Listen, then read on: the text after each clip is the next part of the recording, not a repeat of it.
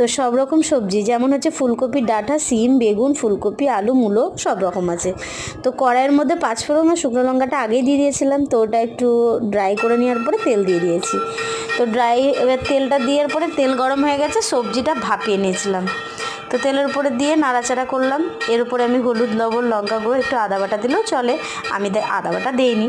তো যাই হোক, একটু নাড়াচাড়া করে নিতে হবে ভালো মতো করে। তো দেখুন একটু একটু ভাজা ভাজাও হবে। তো ভাজা ভাজা হয়ে গেলে এর উপর দিয়ে আপনারা একটু সর্ষে বাটাও দিতে পারেন। অনেকে দেবেন কি না দেবেন সেটা আপনাদের ব্যাপার, আমি কিন্তু একটু সর্ষে বাটা দিই। তো দেওয়া হয়ে গেছে সর্ষে বাটাটা। তো দেখুন কালারটাও কত সুন্দর এসছে। তো অল্প একটু জল অ্যাড করব। তো জলটা দিলাম জাস্ট একটু ঢাকা চাপা দিয়ে করার জন্য। তো মোটামুটিভাবে দেখুন জলটা আমার অনেকটা শুকিয়ে গেছে। তো রান্নাটা মোটামুটি হয়ে এসছে। তো দেখুন ফাইনালি রান্নাটা হয়ে গেছে। Bye bye, tata.